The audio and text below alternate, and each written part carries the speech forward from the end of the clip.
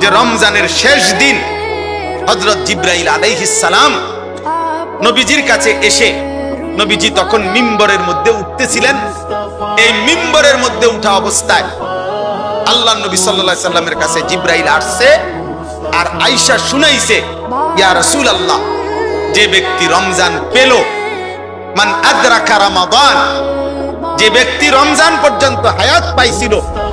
কিন্তু এত বড় রমজানে নিজের গুনাহ মাফ করাইতে পারে নাই, আল্লাহর সন্তুষ্টি অর্জন করতে পারে নাই, আল্লাহর নবী সাল্লাল্লাহু আলাইহি সাল্লামের কাছে জিবরাইল বলছে, ইয়া রাসূলুল্লাহ, ওই নাফরমানের উপরে আল্লাহর লানত,